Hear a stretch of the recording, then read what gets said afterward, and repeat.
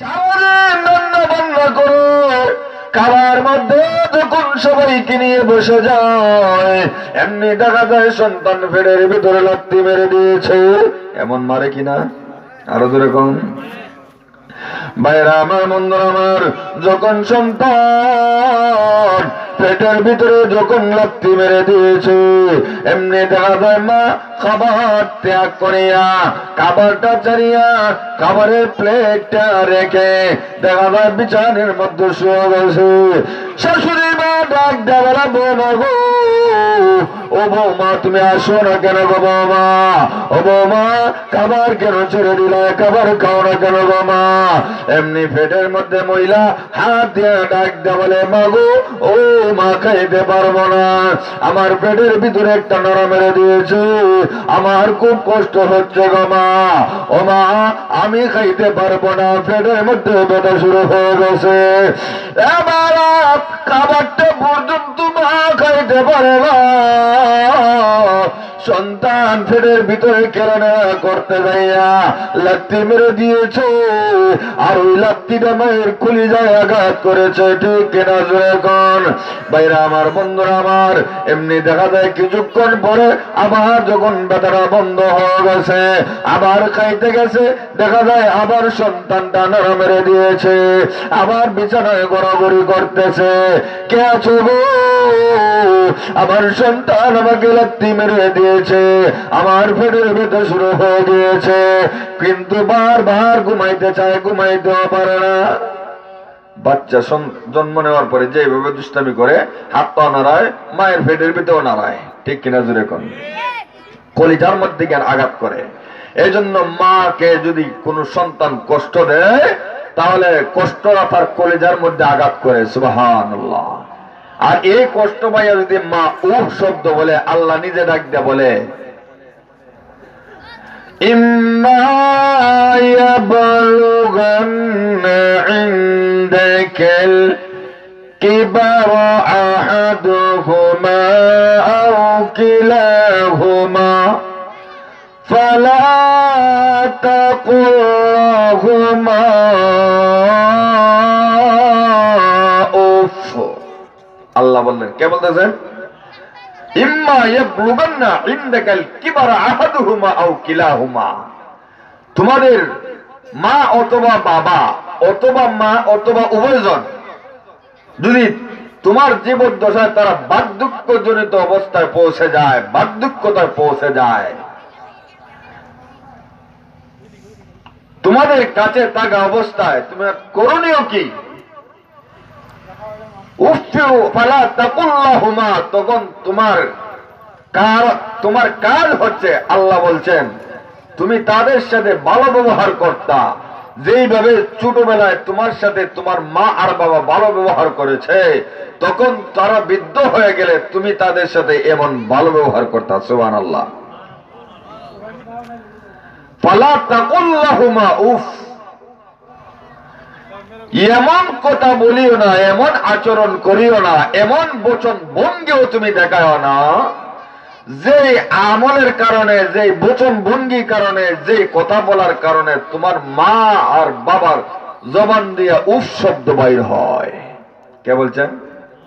আরো জোরে কোন? আল্লাহ এই কথা বলছেন।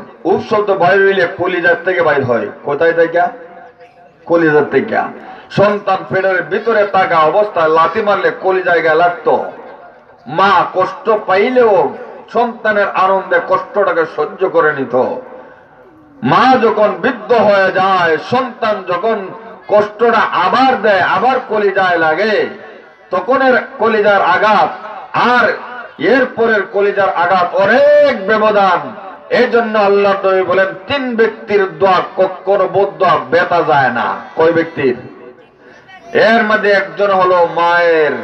কার? মায়ের দোয়া, মায়ের বদদোয়া বেতা যায়। মা বাবার নেক দোয়া কবুল হইতে পারে, নাও হইতে পারে, তবে সব বেশি কবুল হয় সম্ভাবনা আছে। মা আর বাবা যদি বদদোয়া দেয়, এটার মধ্যে কোনো পর্দা নাই, এটা নিশ্চিত কবুল হয়ে যায়। ঠিক কিনা জোরে কোন? পৃথিবীর মানুষের সব কষ্ট কষ্ট করেছে তোমার মা, তুমি লাত্তি বেড়ে দিয়েছো, মা ঘুমাইতে পারে না। রাত্রি বেলায় যখন মা ঘুমাইছে, ওরা কইরা দেখা যায় আবার খেলাধুলা করতে যাইয়া মায়ের কলিজায় আঘাত লেগে দিয়েছে। মা এমনি ঘুম থেকে উইটা, শোয়া থেকে উইটা, চোখ দিয়া পানি ছেড়ে ছেড়ে ফেলের মধ্যে এভাবে ধরে আছে। স্বামী ডাক দেয়া বলে, জমিলা গো, ঘুমাও না কেন গো? এমনি দেখা যায় জমিলা পেটের মধ্যে হাত দিয়ে ডাক দেয়া বলে, স্বামী গো, ও স্বামী, আপনি ঘুমা যান, আমার সন্তান আমার পেটের ভিতরে খেলাধুলা করে লাত্তি মেরে দিয়েছে, আমার আর ঘুম হবে না, ঘুমাইলেও ঘুমাইতে পারি না। এত কষ্ট করার পরে আল্লাহ রাব্বুল আলামিন ডাক দিয়ে বলেন, 2 নম্বর কষ্টটা কি জানোনি? 2 নম্বর কষ্ট হলো তোমার মা তোমাকে কমপক্ষে 6 মাস, সর্বোচ্চ 10 মাস 10 দিন পরে তোমাকে প্রসব করেছে। ঠিক কিনা জোরে কোন?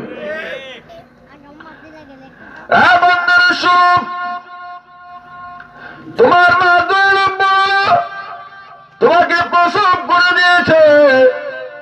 আর প্রসবের সময় যে একটা ব্যথা শুরু হয়ে যায়, ওই ব্যথাটা যদি একটা মুফাসসিরে কেরাম করেছেন, ওই ব্যথাটা যদি 70টা ভাগ করিয়া একটা ভাগ একটা পুরুষকে যদি দেয়া হয়, পুরুষটা জমিনে চিৎকার করতে করতে ঘোরাঘুরি করতে করতে মারা যাইত।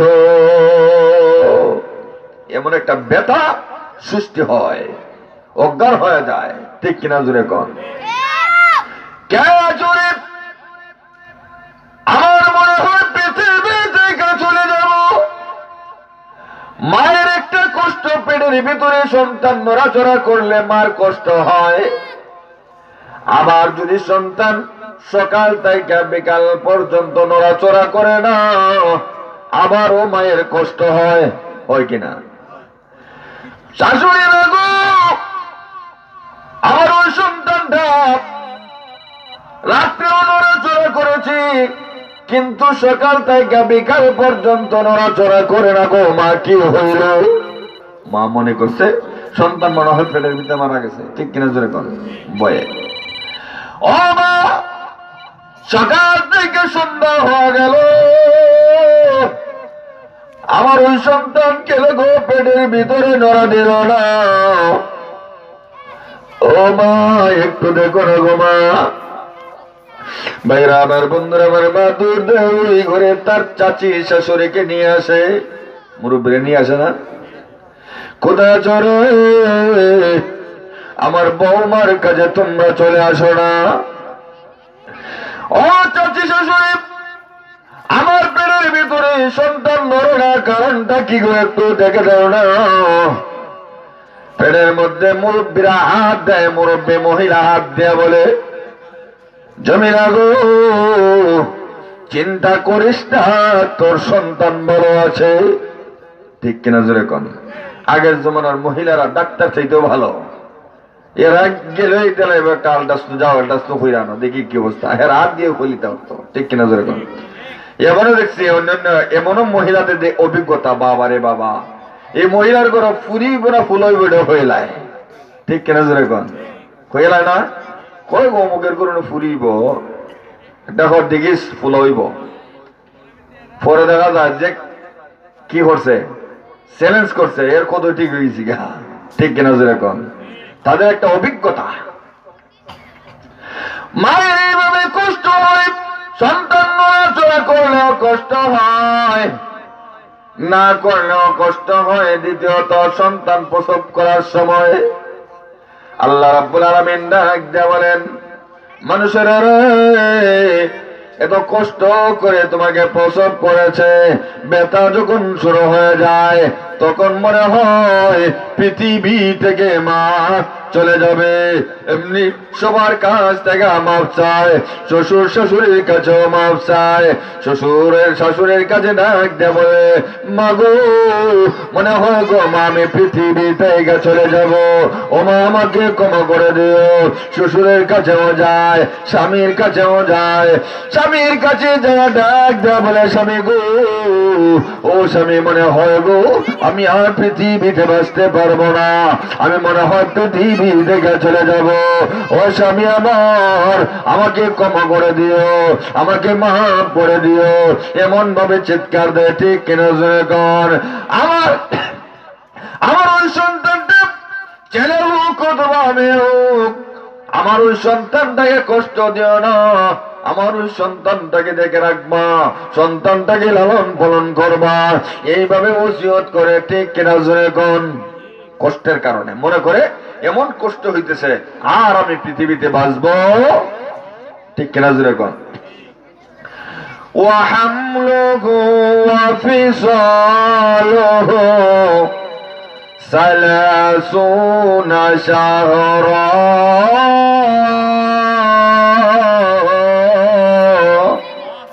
আল্লাহ বলেন 3 নম্বর কষ্ট হলো তোমাকে গর্ভধারণ থেকে নিয়ে একেবারে দুধ ছাড়া পর্যন্ত 30 মাস পর্যন্ত তোমার মা কষ্ট করছে। কয় মাস?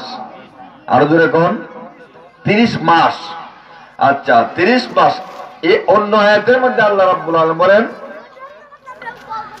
ওয়াহামলুহু ওয়া ফিসালুহু ফি আমাইন, তোমার মা তোমাকে 2 বছর দুধ পান করাইছে। কয় বছর? তা 2 বছরে কয় মাস হয়? 24 মাস। ওই আয়াতের মধ্যে আল্লাহ বলছেন গর্ভধারণ থেকে নিয়ে তোমার মা 30 মাস কষ্ট করছে, তাহলে 2 বছর 24 মাস চলে গেলে আর কয় মাস থাকে? 6 মাস। সর্বনিম্ন একটা মহিলার ঘরে যদি 6 মাসের সন্তান হয় এটাও ঠিক আছে, কারণ আল্লাহ নিম্নেরটা ধরছেন 6 মাসের মধ্যে বোঝা যায় 6 মাসে একটা মেয়ের ঘরে একটা বাচ্চা জন্ম নিতে পারে। অনেকের ঘরে হয়, আবার তোর মধ্যে 6 মাসে তো হওয়ার কথা না, মেয়েরা সন্দেহ করে, ঠিক কিনা জোরে কোন। সন্দেহ করার কোনো অবকাশ নাই, কারণ আল্লাহ কোরআনে বলছে যে তোমার ঘরে 6 মাস পর্যন্ত 6 মাস গর্ভধারণ করতে পারবে। কে বলছেন? আল্লাহ।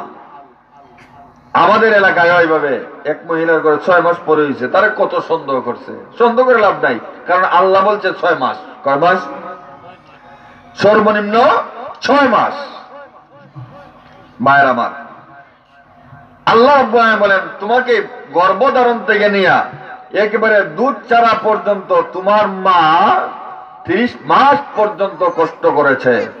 2টা বছর দুধ খাওয়াইলে কেমন বোঝেন তো? কলিজা ছিঁড়ে আসে একবারে। বাচ্চাকে এত কষ্ট, শীতের সিজন মা ঘুমাইছে, বাচ্চা প্রসব করে দিয়েছে, ঠিক কিনা জোরে কোন। মা ঘুমাইতে বলে, মা না ঘুমায়া বাচ্চাকে লালন পালন করার উদ্দেশ্যে বিছানা থেকে উঠে যায়। মা দেখা যায় বাচ্চার প্রসবের মধ্যে ঘুমায়, আর মা ওই সন্তানটাকে বুকে নিয়ে ঘুমায়, ঠিক কিনা জোরে কোন। ওই মার বাবাকে যদি এত কষ্ট দেয়, এজন্য আল্লাহ রাব্বুল আমিন কাউকে ক্ষমা করেন না, ঠিক কিনা জোরে কোন। ভাইরা আমার, বন্ধুরা আমার, বলতে পারেন বাবার কথা একবার বলা হয়েছে, বাবার কি কষ্ট কমনি? বাবার মর্যাদা তাই কমে গেল নাকি? না না, বাবার মর্যাদা কমে গেল না। আল্লাহ হাবিব রাহমাতুল লিল আলামিন ডাক দিয়ে বলেন রাজার রব্বি ফি রিজাল ওয়ালিদ, পিতার সন্তুষ্টি চিত্তে আল্লাহর সন্তুষ্ট। জোরে কোন আল্লাহু আকবার। যেই সন্তানের প্রতি তার পিতা সন্তুষ্ট, ও তার প্রতি মহান আল্লাহ সন্তুষ্ট। রাজার রব্বি ফি রিজাল ওয়ালিদ ওয়া সাখতুর রব্বি ফি সাখতিল ওয়ালিদ, যে সন্তানের প্রতি বাবা অসন্তুষ্ট, ওই সন্তানের প্রতি মহান আল্লাহ অসন্তুষ্ট, ঠিক কিনা জোরে কোন। তাহলে বাবারে কষ্ট দেওয়া যাইব? বাবারে কষ্ট দেওয়া যাবে না, কারণ বাবা মাতার গা পায়ে বেড়ে সন্তানের ভবিষ্যৎ ভবিষ্যৎ গড়ার জন্য প্রবাসে থাকে। সন্তানের ভবিষ্যৎ গড়ার জন্য বাবা মা তার গাম পায়ে বেলে সকালে বের হয়ে যায়, সন্ধ্যাবেলা রাত্রিবেলা ঘুরে আসে। ঠিক কিনা জোরে কোন? ওই বাবা কি যারা কষ্ট দিবে, যদি ওই বাবা ওই সন্তানের প্রতি অসন্তুষ্ট হয়ে যায়, মহান আল্লাহ তার প্রতি অসন্তুষ্ট হয়ে যায়। যখন ঈদের সিজন আসে তখন বাবার হাতে টাকা নাই, পয়সা নাই, কোনো কিছু নাই। সন্তান ডাক দেয়া বলে, বাবা গো, ও বাবা, আমার পাশের ঘরের আমার চাচাতো ভাই দেখা যায় সুন্দর কাপড় সুন্দর জুতা নিয়ে আসছে। ও বাবা, তুমি কি আমাদেরকে সুন্দর কাপড় কিনে দিবে না? ও বাবা, তুমি কি সুন্দর জুতা কিনে দিবা না? বাবার দেখা যায় চোখ দিয়া পানি ছেড়ে ছেড়ে মানুষের কাছে হাত পাতাইয়া হাওলাত নিয়ে আসে। দোকানদারের কাছে যায়, যা বলে, ও দোকানদার ভাই, তুমি আমাকে এক সেট কাপড় দাও না, আমি তোমাকে অন্য সময় টাকাটা দিয়ে দিব। ঠিক কিনা জোরে কোন? সন্তানের মুখের হাসি দেখার লোক বাবা এত কষ্ট করে ঈদের জামাতের মধ্যে বাবা পুরানা কাপড় পরিধান করিয়া যায় সন্তানের হাসি দেখার জন্য। বাবা সন্তানকে নতুন কাপড় পরিধান করায়। ঠিক কিনা জোরে কোন? ঈদের সিজন আসার পরে বাবার কাছে কান্দি। যাদের বাবা নাই বলেন তো দেখি, কাউকে বলে নাকি সন্তান রে তোমাদের নতুন কাপড় লাগবে নি? ঠিক কিনা জোরে কোন? বাবাকে কোমরের মধ্যে বাবা বৃদ্ধ হইল, সন্তান যত বড় হোক না কেন বাবা ডাক দা বলে, বাবা রে, ও সন্তান, তুমি ঈদের সময় নতুন কাপড় কিনছনি? মা বৃদ্ধ হয়ে গেল, মায়ের জন্য কিছু নিলে মা বলতো, বাবা রে, তোমার জন্য কি কিনছো? ঠিক কিনা জোরে কোন? আর যাদের বাবা পৃথিবীতে নাই সে জানে বাবার বাবান পৃথিবীতে কত কষ্ট। বাবা বলতে পারে না, সন্তান রে তোমার নতুন কাপড়ের প্রয়োজন আছে। ঠিক কিনা জোরে কোন? আজ তো কেউ বলে না, মা থাকলে মা বলে না, কিন্তু বাবা থাকতে বাবাকে কষ্ট দিয়েছি, মা থাকতে মাকে কষ্ট দিয়েছে। ঠিক কিনা জোরে কোন? সবাই বাবা মারা যাওয়ার পরে ছোট্ট একটা ঘরের মধ্যে শোয়া রেখে দিয়েছে। ঠিক কিনা? বাবার কবরও নেয় না, কবরের পাশেও যায় না, জিয়ারত করে না। ঠিক কিনা জোরে কোন? বাবা তুমি কেমন আছো ছোট্ট মাটির ঘরে, তোমার কথা হৃদয় মাঝে পড়ছে বারে বারে। ঠিক কিনা জোরে কোন? মরার পরে বাবার কথা স্মরণ হয়। বাবা তুমি কেমন আছো ছোট্ট মাটির ঘরে, তোমার কথা হৃদয় মাঝে পড়ছে বারে বারে। বাবা গো,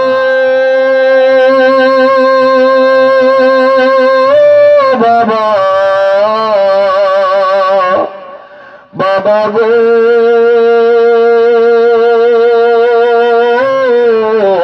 বাবা, কত আদর কত স্নেহ তোমার কাছে পেলাম, তাই তো আজ সব হারিয়ে নিঃস্ব হয়ে গেলাম। ঠিক না বেঠি? বা খারাপ লাগে? খারাপ লাগে? কত আদর কত স্নেহ তোমার কাছে পেলাম, তাই তো আজ সব হারিয়ে নিঃস্ব হয়ে গেলাম। সুখে থেকে পরম সুখে জান্নাতের ভিতরে, তোমার কথা হৃদয় মাঝে পড়ছে বারে বারে। বাবা গো,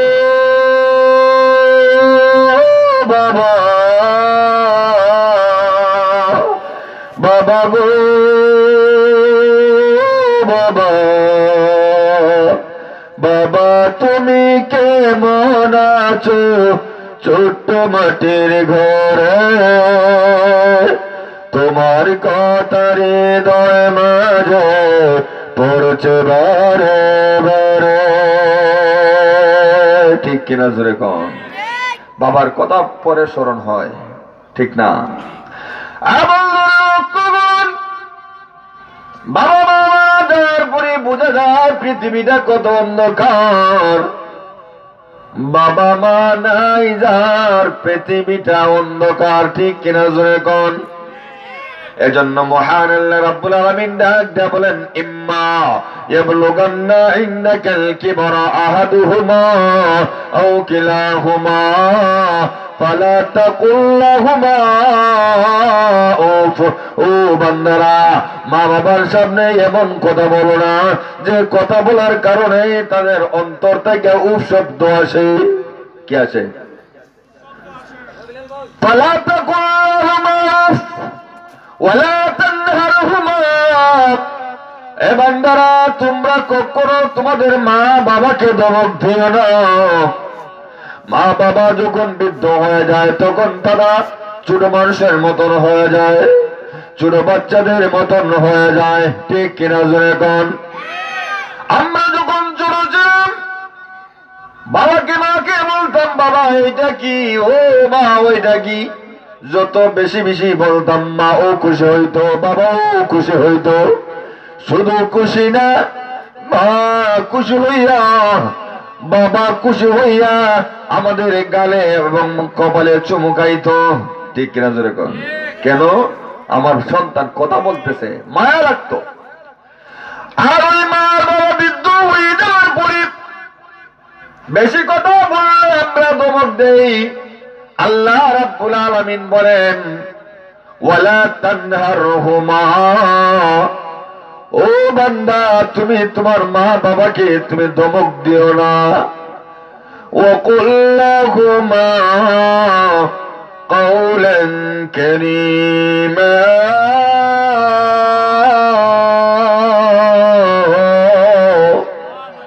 আল্লাহ আরো বলছেন কি, ধমক দিবা দূরের কথা, ওয়াকুল লাহুমা কাওলান কারীমা, নরম ভাষায় দয়ার্দ্র ভাষায় তাদের সাথে কথা বলো। সুবহানাল্লাহ।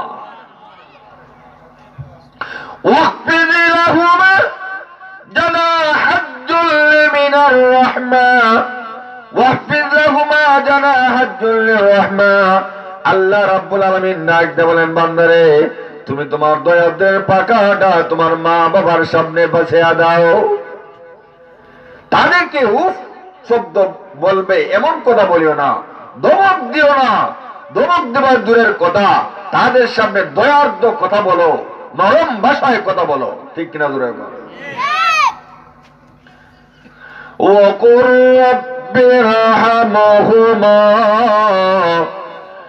কামা রাব্বায়ানি সগীরা।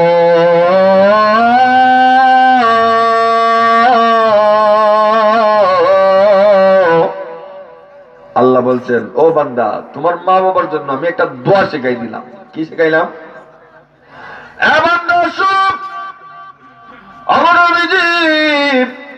আপনি আপনার সমস্ত উম্মতদেরকে জানিয়ে দিন, আমি আল্লাহর বান্দাদেরকে জানিয়ে দিন, মা বাবা পৃথিবীতে থাকুক আর পৃথিবী থেকে চলে যাক, সন্তান জনে ওই দোয়াটা করে, রব্বিরহামহুমা কামা রাব্বায়ানি সগীরা।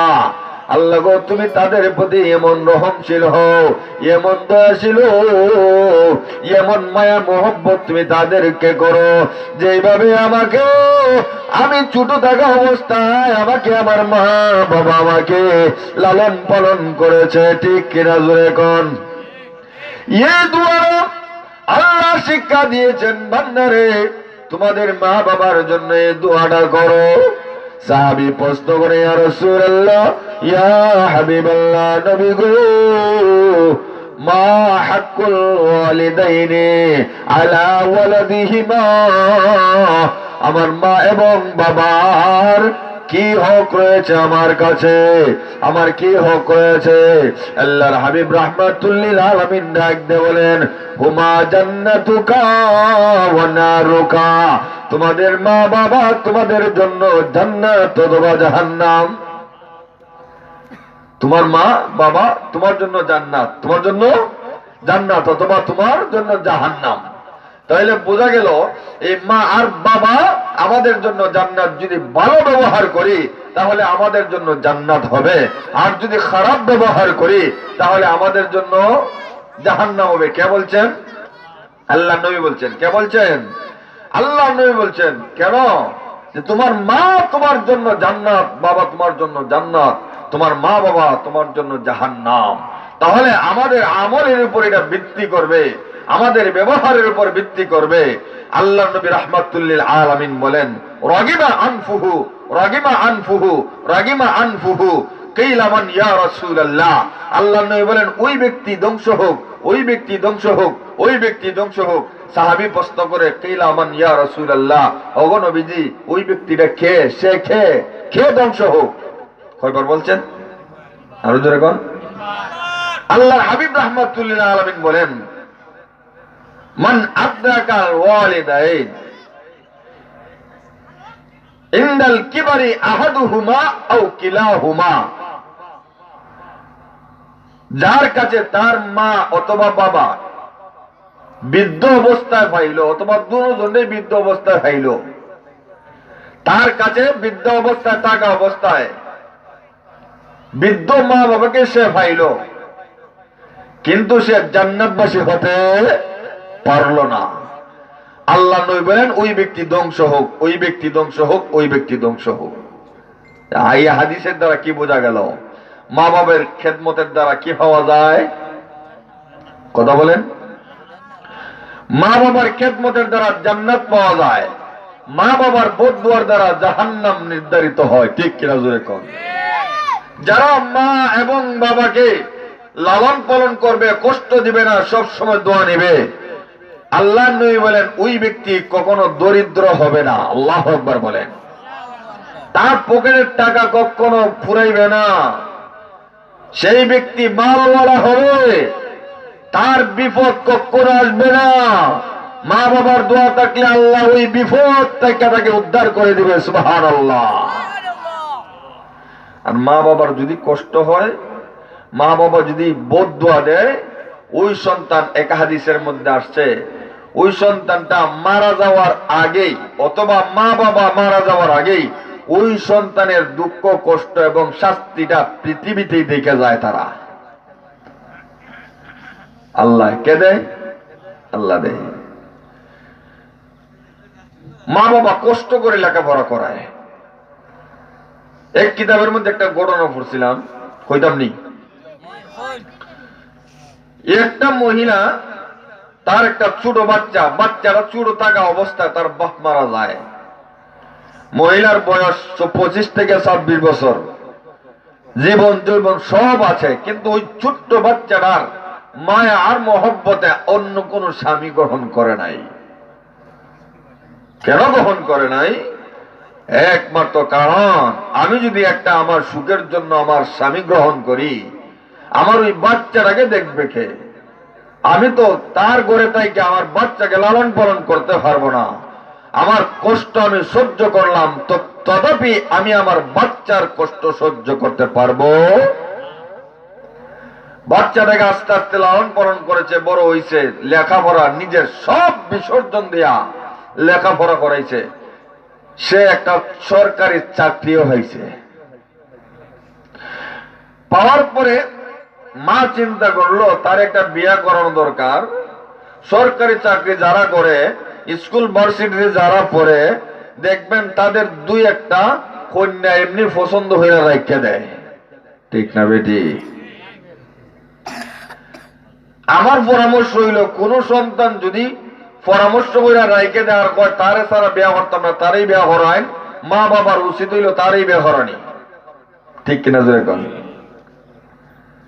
কেন? আল্লাহ বলছেন, ফানকিহু মা তাবা লাকুম মিনান নিসাই মাসনা ওয়া সুলাসা ওয়া রুবা। তোমরা বিয়ে করো তোমাদের পছন্দ অনুযায়ী, 2টা 3টা 4টা। কেউ যদি পছন্দ করে নাই তাহলে পছন্দ অনুযায়ী তারা করাই দেওয়া, পরের বিপদ এ নিজে বুঝবো, ঠিক কিনা জোরে কন। কিন্তু মা আর বাবা সন্তানের ভালো চায় যে আমি তারা আরো উচ্চ বংশের মধ্যে বিয়ে করাইমু, আরো সুন্দর বিয়ে করাইমু, আর একটা হরদানি সেদিকে বিয়ে করাইমু, নামাজি ওয়ালি দিকে বিয়ে করাইমু, ঠিক কিনা জোরে কন। কিন্তু সন্তান চায় না। মা আর বাবা মূর্ছা মারে, দেখা যায় সন্তানে ওইটারে লিয়া মা বাবা মারে বাম দিকে মূর্ছা, এ মারে ডাইন দিকে মূর্ছা লইয়া ফালিয়া জায়গা, ঠিক কিনা জোরে কন। আসেনি এমন? যে ঘরের মধ্যে যেই মায়েরা যেই বোনেরা পর্দা করে, পর্দানিশি একটা মা আর বোনদের প্রেমে যুবকরা পড়তে পারে, ঠিক না বেঠি? ভাইরা আমার, ওই মহিলা মনে করলো বিয়ে করানো দরকার, করলো আমার পছন্দের একটা মেয়ে আছে, যারে বাবা তোমার পছন্দ, আমি তোমাকে আমার সুখ চাই না, তোমার সুখের জন্য আমার জীবনটা বিসর্জন দিয়েছি, কারণ তোমার সুখ দরকার। বিয়ে যখন করাইলো আর একটা শিক্ষিতা মেয়েকে বিবাহ করানোর পরে দেখা যায় কয়েকদিন পরে এই বৃদ্ধ মারে, অর্থাৎ ওই মহিলার শাশুড়ি আর দেখতে পারে। স্বামীনে হয় কি, বাড়ির মধ্যে একটা বৃদ্ধ মহিলা, এটা খালি উকুর কুরকারি কাশে,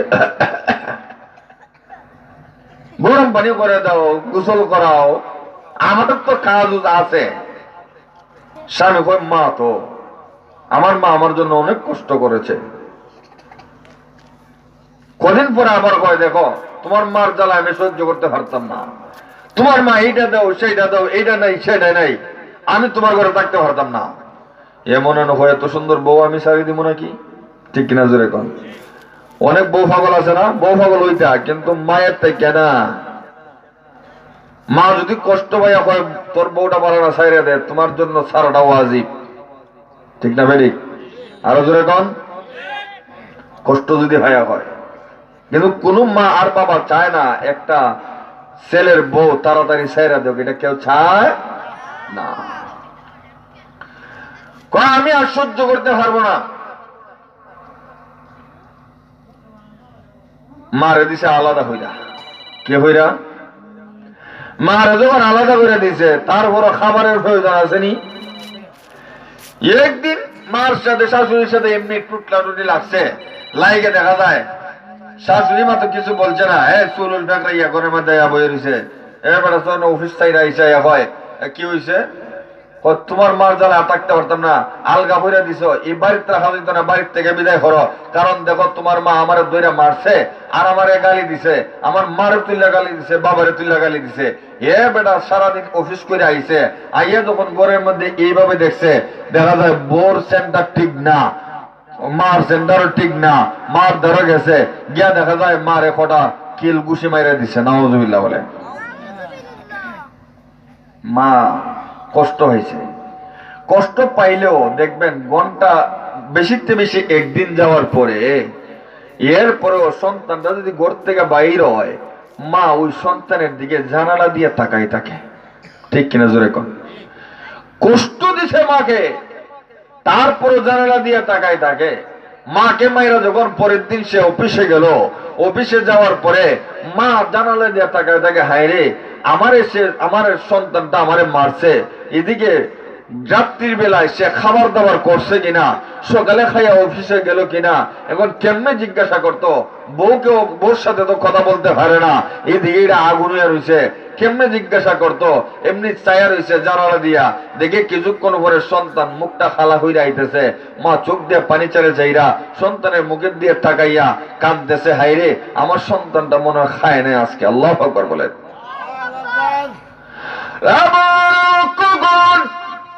মা বাবাকে যত কষ্ট দেওয়া হয় না কেন, মা সন্তানের দিকে তাকায়, মনে হয় গো আমার সন্তানটা আমার সাথে যজ্ঞ করে খাবার খায় না, আমার সন্তান মনে হয় সকালবেলা খাবার খেয়ে যায় নাই।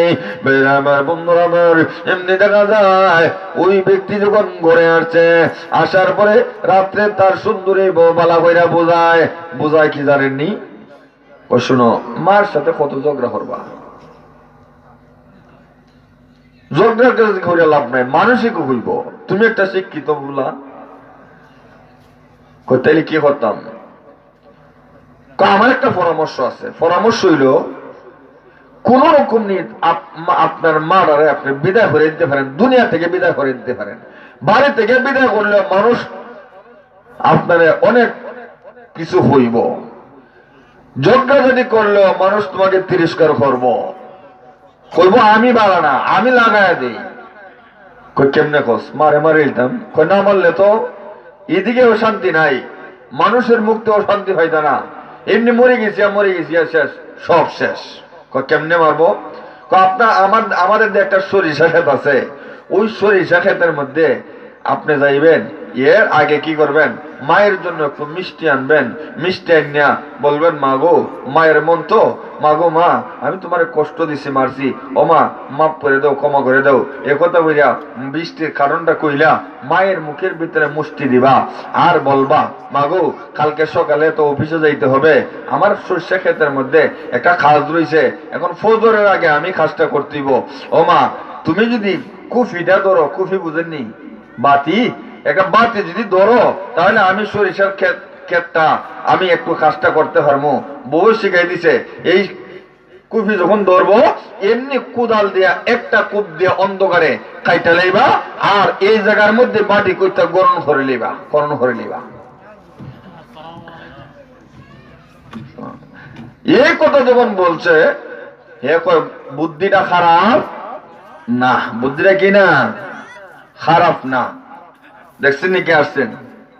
আপনাদের আকাঙ্ক্ষিত মেহমান হযরত মাওলানা মুফতি জাফর আহমদ হেলালি সাহেব দামাত বরকাতুহুমুল আলিয়া, আমাদের বন্ধুবর, খুব সুন্দর আলোচনা করেন। বাড়ি ঘরে এখনো যারা আছেন রাস্তাঘাটে, আপনারা চলে আসুন, আমি আর সামনে যাই না, মেহমান আসছেন যেহেতু মেহমানে আলোচনা করবেন। যা কিছু আলোচনা করছি আপনারা কারা কারা বেজার হয়েছেন হাত তোলা দেন।